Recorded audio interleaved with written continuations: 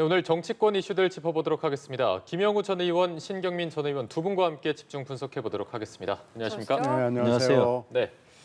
자, 먼저 오늘 발표된 한국사회여론연구소 또 리얼미터 여론조사 결과 보면서 함께 얘기를 나눠보도록 하겠습니다. 윤석열 대통령 국정수행평가 두 가지 자료를 함께 보여드릴 텐데요. 일단 둘 다 보더라도 긍정평가가 다 20%대를 기록했습니다. KSY는 27.5%, 리얼미터는 29.3%를 기록했는데 휴가 중에 더 좀 하락한 모습이 보이거든요. 어떻게 좀 분석하십니까? 휴가 직전까지 지지율이 굉장히 떨어졌었죠. 인사 논란도 있었고요. 그다음에 특히 이제 그 가까운 지인들, 자녀들, 대통령실에 취직시킨 일들 이런 게 전반적인 게 다 이제 종합이 돼가지고 그런 그 지지율을 보였다고 생각합니다.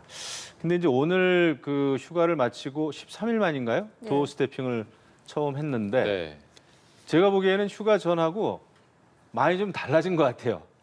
이 걸음걸이라든지 또 목소리 톤이라든지 이런 게 굉장히 좀 안정돼 있고 휴가 중에 고민을 좀 많이 했구나. 그 여러 가지 지지율이 저조한 거에 대해서 그리고 내용 면에서도 휴가 동안에 많은 그 고민을 한 흔적이 있습니다. 그러니까 1년 지난해 6월 29일 처음 정치 선언을 하면서 여태까지를 쭉 돌아봤다는 거 아닙니까? 그러면서 특히 국민이라는 말을 여러 차례 강조를 했어요.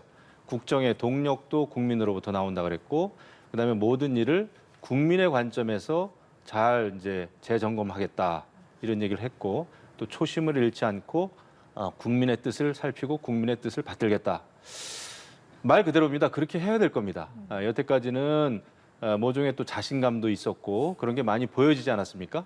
근데 오늘 보니까 그 저조한 지지율을 만회하기 위해서 어떤 마음가짐, 자세로 국정에 임해야 되겠다라는 그 결심이 좀 쓴 것 같아요. 이제 앞으로 그것을 어떤 내용으로 실천하느냐, 그게 이제 중요하겠죠. 네, 어쨌든 휴가 기간 동안에 좀 많은 고민을 한 것으로 보인다 이렇게 네. 말씀해 주셨습니다. 지금 부정평가가 70%를 넘어선 게 처음이거든요. 좀 어떻게 분석하셨습니까? 이 두 개의 여론조사를 보면 특징이 몇 가지 있어요. 네. 보면은 KSOI 것은 지난주에 28.9%니까 20%대에서 내려온 게 특징이고요. 그리고 70%가 넘었다는 금방 말씀하신 그게 특징이고요. 리얼미터는 33.1 긍정에서 이제 20%대로 내려왔다는 게 특징이죠. 네. 근데 부정은 역시 많이 올라갔습니다. 70까지는 아니지만요. 이 두 가지를 놓고 보면은 또 하나는 8월 1일에서 5일까지 한 조사가 하나 있고 5일, 6일 조사한 게 하나 있으니까요. 이게 무슨 얘기냐면은 펠로시 방안에서 일어났던 그 온갖 잡음이 반영이 좀 된 거죠. 그러니까 올라갔을 가능성이 없는 거죠. 왜 그러냐면 그 사이 있었던 박순애 장관이랄지 김건희 여사 문제랄지 온갖 여러 가지 당청대 문제들은 있는 데다가 외교 이슈가 지금 더해졌단 말이에요. 근데 펠로시의 여러 가지 방안에 둘러싼 여러 가지 문제들은 사실은 국내에서도 문제를 일으켰지만 해외에서 특히 미국에서 조롱에 가까운 비판을 받았거든요. 그러니까 이게 오늘 나오는 여론조사가 5일, 6일을 포함을 했을 때 올라갔을 가능성은 거의 없다고 봐야 됩니다. 오히려 더 떨어지지 않은 것이 다행이라고 봐야 될 거예요. 만약에 이걸 냉정하게 반영이 됐다고 그러면은 이거보다 더 나쁜 성적표를 받았을 가능성이 있기 때문에요. 13일 만에 지금 복구가 된 이 도어 스태핑 출근 전 문답에서 사실은 더 좀 진지한 얘기를 했더라면 하는 아쉬움이 남습니다. 첫째는 대통령의 입으로 직접 여러 가지 문제점에 대해서 시인을 1차 하고 그다음에 각오를 분명하게 얘기를 해주는 것이 맞는데요. 이 각오에는 인적쇄신 문제를 방향을 적절하게 표현을 해줘야 되는데 오늘 나온 거에 보면은 좀 뜨뜻미지근한 내용이 있어가지고 이걸 하겠다는 건지 안 하겠다는 건지 봐서 하겠다는 건지 지금 이게 좀 분명치가 않습니다. 그래서 오늘 확실히 이제 13일 만에 재개된 도어 스태핑에서 태도가 신중해진 것은 읽을 수가 있습니다. 예. 그러나 사실은 진지게 이렇게 갔어야 되는 거고요.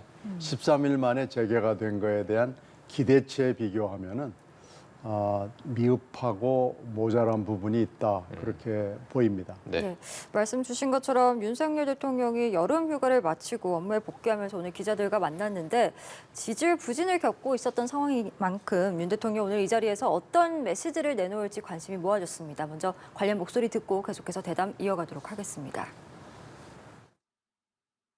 인적 쇄신 관련해서는 어떤 입장인지 궁금합니다.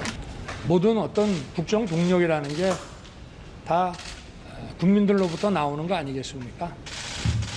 국민들의 이 관점에서 모든 문제를 다시 점검하고 잘 살피겠습니다.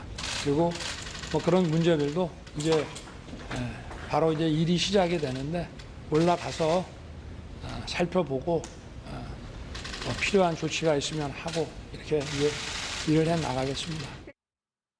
13일 만에 출근길 문답이었습니다. 두 분 다 말씀해 주신 것처럼 평소보다는 조금 차분한 모습이었고 고민 또 고심의 흔적이 보이는 모습이었는데 신 전 의원께서 말씀해 주신 것처럼 어떤 인적 쇄신 부분에 있어서는 조금 더 진지한 내용이 필요하지 않았느냐라는 부분에 있어서도 일단 이 질문에 필요한 조치가 있으면 하겠다 이렇게 윤석열 대통령이 발언을 했거든요. 이 메시지는 어떻게 좀 해석하고 계신지도 궁금하네요. 아마 그 도어 스태핑을 하는 그 장소, 그 시간에는 구체적인 뭐 인사 문제까지 거론하기는 쉽지 않았을 겁니다. 첫 출근이잖아요.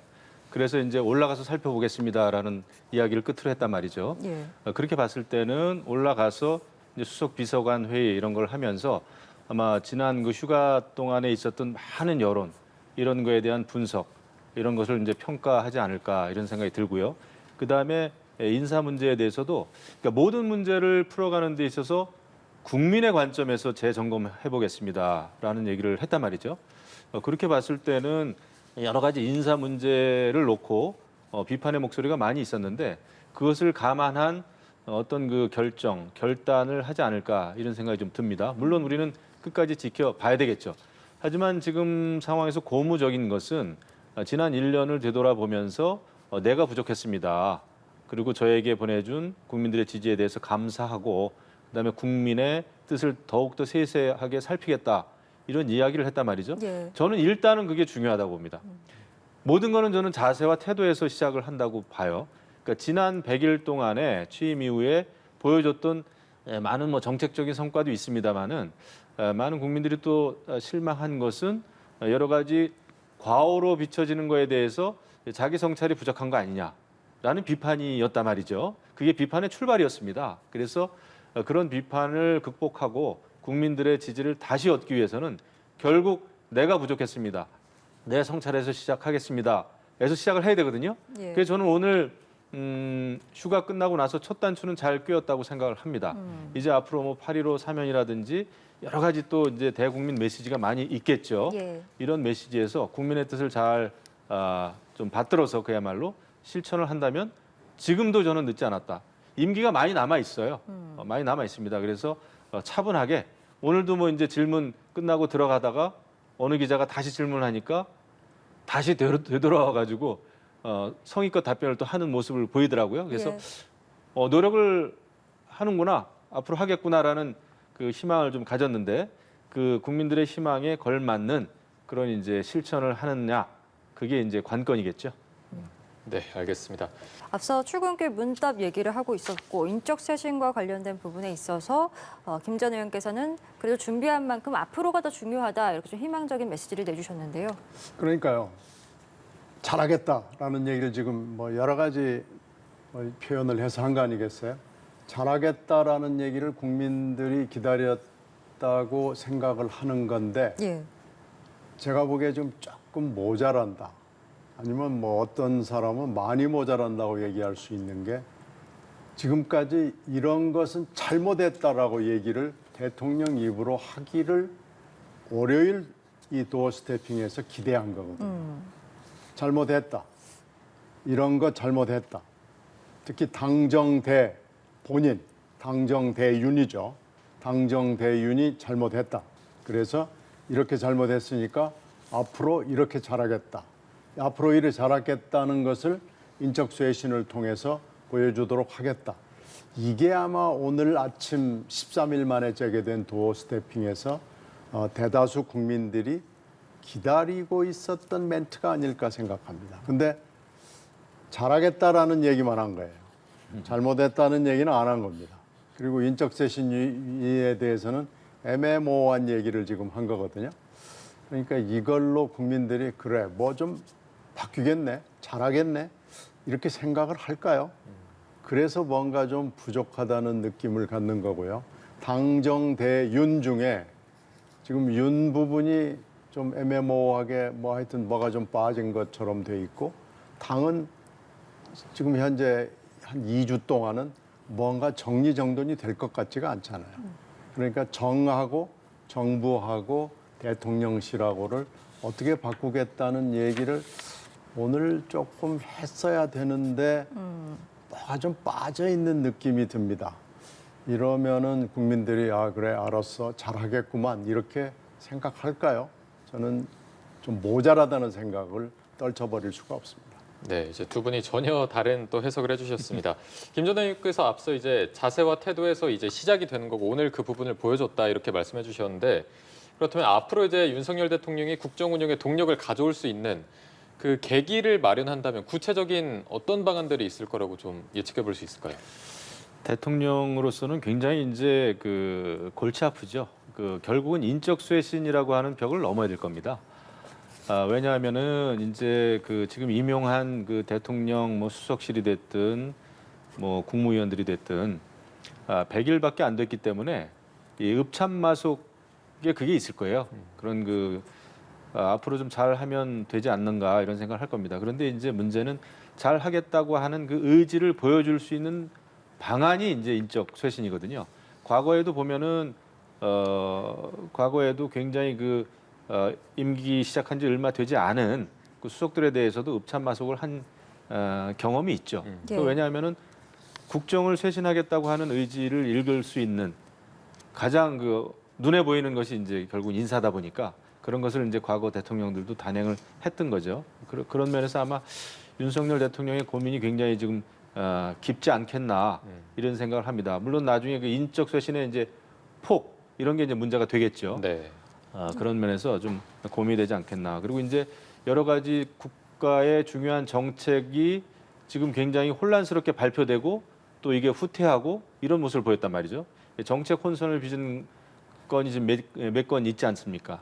그래서 이런 것도 결국은 다 문제가 되고 있기 때문에 국정을 쇄신한다는 차원에서 저는 그 인적 쇄신이 좀 필요하지 않겠나 이런 생각이 들고요. 지금 현재로서는 국민의힘 그 당의 기대기가 어려운 상황입니다. 당 자체가 너무나 혼란스럽고 네. 예. 물론 지금 큰 가닥은 잡아가고 있죠. 국민의힘이 이제 비대위 체제로 이제 내일 출발을 하려고 하는데 출발을 하더라도 많은 내용이 예상은 됩니다만은 큰 차원에서는 가닥을 잡아가고 있어요. 하지만 아직까지 대통령으로서는 당의 기대기는 좀 어려운 상황이다. 그러면 어떻게 되겠느냐? 결국은 대통령실 자체의 쇄신이 필요하다. 그것은 대통령의 결단이 그만큼 중요하다. 저는 이런 생각입니다. 예, 네. 대통령의 결단이 필요한 시점이다.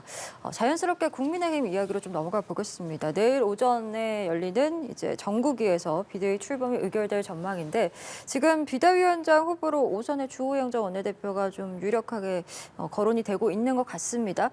당 상황은 또 어떻게 지금 보고 계신지요? 그렇죠. 이제 주호영 의원이 이제 오선 의원이고 당의 경험이 많죠. 원내대표 또 대통령 권한대행 이런 걸 다 해봤기 때문에 가장 좀 안정적인 인물이 아니냐. 특히 이제 뭐 뚜렷하게 윤핵관에 속하는 정치인도 아니고 하기 때문에 이런 상황에서는 주호영 의원의 좀 경험이 필요하다라는 공감대가 좀 있는 것 같습니다.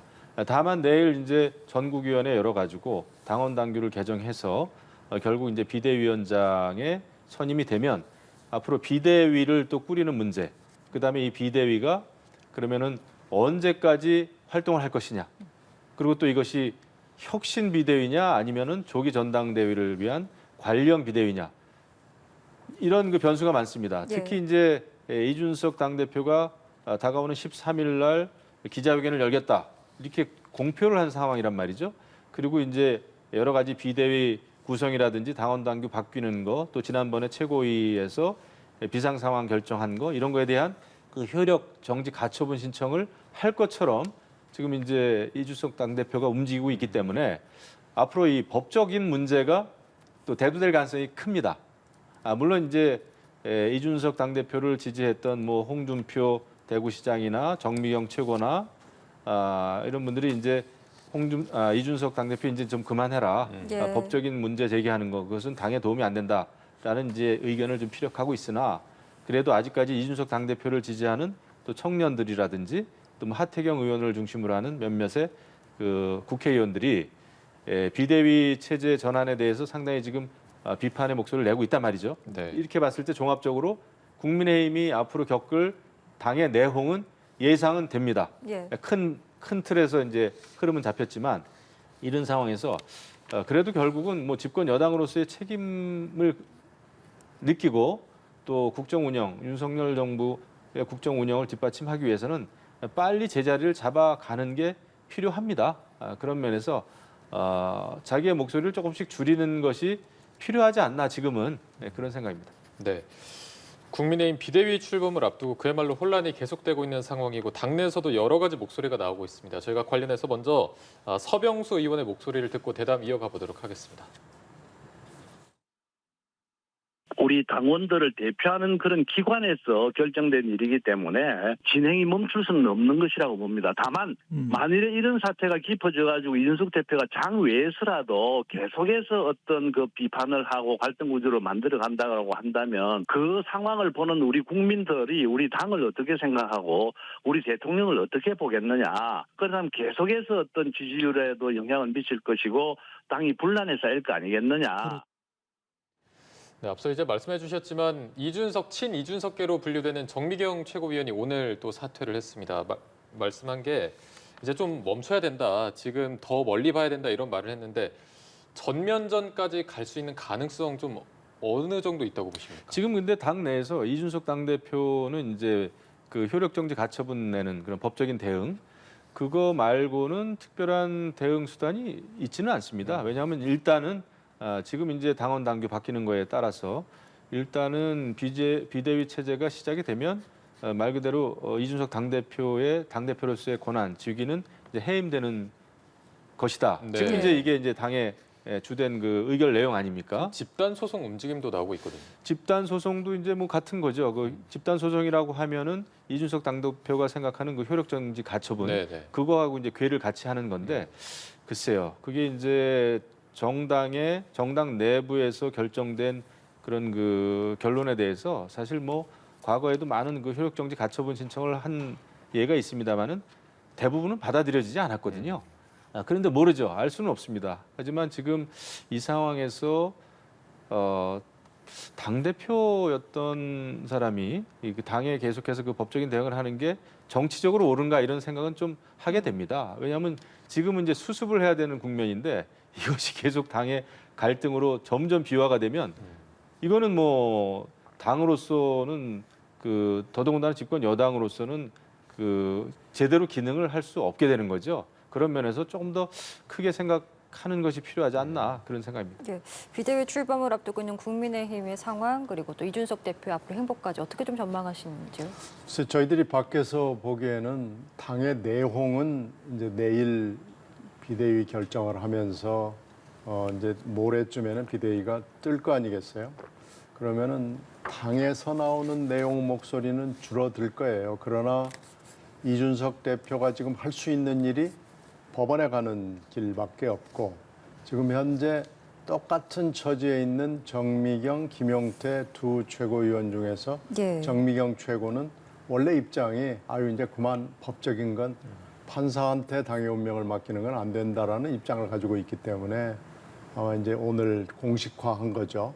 근데 김용태 최고는 아직 아무 얘기가 없습니다. 그걸로 봐서 김용태 최고는 조금 결이 다른 거 아니냐라는 생각은 들고요. 그래서 지금 그 당의 내홍을 정리하는 문제도 있고요. 법원으로 갈 경우에는 가처분 신청의 경우에는 일주일 정도 안에는 결정을 내리거든요. 그렇게 따지면은 8월 15일 전후까지는 당이 안정된 모습을 보이기가 매우 어려울 것이다 이렇게 판단이 되고요. 예. 그러니까 내일 비대위를 띄우는 결정을 해서 10일 날 바로 띄운다 하더라도 한 2주 가까이는 당이 좀 아무래도 뭐라 그럴까 공중에 붕 떠 있는 그런 느낌을 주지 않을까요? 그게 만약에 이제 법원이 사법소극주의를 채택을 해서 정당의 결정에 관여하지 않겠다라고 결정을 내려주면은 2주쯤 후에는 세이프 랜딩이 가능하겠지만 만약에 반대의 결정을 내린다 그러면은 거의 국힘당은 공중에서 떨어져서 산산조각이 나는 아마 그런 느낌을 주는 여러 가지 양태들이 벌어질 겁니다. 그래서 그 이후 사태는 아마 국힘당 내부에서는 상상을 하고 싶지가 않을 거예요. 그러니까 그런 일은 없을 것이다라고 보는 건데요. 그러나 최근에 사법 소극주의를 벗어나서 법원이 결정을 한 사례가 한두어 건 있습니다. 그래서 이제 어떻게 될지는 사실 결정문이 나올 때까지 아무도 짐작할 수 없는 사태가 생길 것이다라고 볼 수밖에 없고요. 우리 모두 그걸 기다려 봐야죠. 어떻게 될지 사실 장담하기는 매우 어렵습니다. 네. 네, 알겠습니다. 이어서 민주당 이야기로 좀 넘어가 보겠습니다. 더불어민주당 8월 28일 전당대회 지역 순회 경선이 시작이 됐고 여기서 이재명 후보가 지난 주말에 권리당원 누적 득표율 압도적 1위를 차지하면서 어대명이 확인이 됐다 이런 이야기들이 나오고 있습니다. 이변 없는 결과가 이어지면서 좀 흥행에 있어서는 그리 좋은 결과가 있지 못할 것이다라는 전망도 있는 것 같습니다. 아무래도 지금 국힘당이 막 집안이 펄펄 끓기 때문에 우리 집안은 좀 조용한 편이 죄송합니다. 될 수밖에 없는데 그래도 안에서는 뭐 계속 끓고 있습니다. 근데 지금 순회 경선이 17개 시도당을 돌아다니는 거고요. 이제 지난 주말에 첫 번째 주가 지나가고요. 3주가 또 남아 있죠. 이 3개 주 동안에 수도권 내 그 당원들의 평가 그리고 특히 호남권이 어떻게 하고 있느냐라는 것이 대단히 중요합니다. 지금 순회 경선의 순서가 지난번에 대선 경선을 할 때 송영길 대표 체제에서 짜놓은 순서인데요. 그때 이 순서가 매우 이상하다. 이게 도대체 누구를 위한 순서냐, 이재명을 위한 순서냐? 라는 얘기를 했거든요.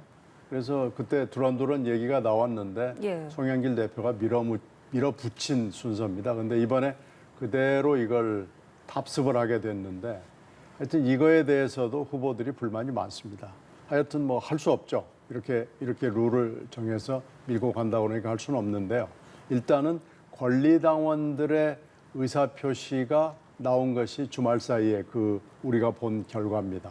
그런데 아직 그 대의원들이나 일반 여론조사, 일반 당원의 여론 결과는 나오지 않았기 때문에 잘은 모르겠습니다. 그러니까 조금 더 두고 봐야 되고요. 모두에 말씀드린 대로 수도권과 호남의 당원과 민심이 어떻게 돌아가는지는 한번 지켜봐야 되겠습니다. 아직 뭐 어대명이다, 확대명이다 뭐 그러는데요. 물론 60% 정도 예상을 했는데 예. 10%포인트 이상 나온 것은 맞아요.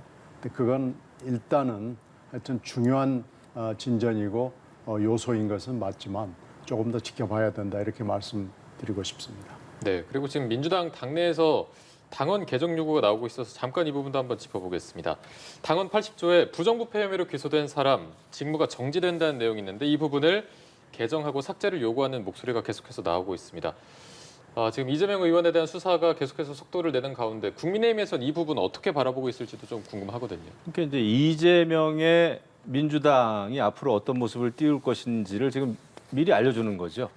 그러니까 기소가 되면은 기소가 돼도 직을 유지하자라고 하는 주로 이제 아마 개딸이나 이렇게 강성 이재명계, 이재명 의원, 이재명 후보 지지층들이 이제 이런 청원을 냈잖아요. 예. 네. 그럼 과연 이제 이렇게 됐을 때 결국은 이재명의 민주당, 이재명 후보가 당대표가 되는 게 뭐 거의 지금 기정사실화인데 그것도 압도적인 지금 표 차이로 당선될 것 같단 말이죠. 그렇게 됐을 때 결국은 이재명 후보의 그 사법 리스크가 앞으로 어떻게 전개될 것인가? 결국은 이제 방탄 국회로 가는 거죠. 방탄 정당으로 가는 겁니다. 민주당은. 그렇게 됐을 때 민주당이 과연 개혁의 목소리를 제대로 낼 수 있겠는가? 그런 면에서 민주당도 참 희망이 없다. 지금 국민의힘도 여러 면에서 좀 헤매고 있지만 민주당도 참 절망적이다. 이런 생각을 하게 되고요. 특히 최고위원들도 보니까 상위 지금 5등 안에 드는 5명 중에 4명이 친이명 지금 네. 이재명 후보 계열의 의원들입니다. 네. 그렇게 봤을 때 결국은 뭐 완전히 완벽하게 이재명의 정당이 되는 건데 그게 당의 단일한 목소리를 내야 된다라는 차원에서는 굉장히 좋을 수 있지만 민주정당으로서 더더군다나 이번에 당대표 후보로 나섰던 뭐 박용진, 강훈석, 97 세력 소위 이들의 목소리가 완전히 그 찻잔 속에 태풍이 돼 버렸어요. 그러면 앞으로 정말 이재명 후보가 당대표가 정말 되는 게 지금 기정사실화 됐는데 그랬을 때는 당내 민주화라든지 아니면 당의 개혁의 깃발을 도대체 누가 들고 나갈 것인가. 거기도 그렇게 이야기하지 않겠습니까? 내부 총질한다. 더더군다나 지금 이재명 후보 스스로 얘기를 했어요. 이재명에 대한 사법 리스크 이야기하는 것은 검찰의 용어다. 이거 민주당이 이야기할 성질의 언어가 아니다. 이런 얘기를 했단 말이죠.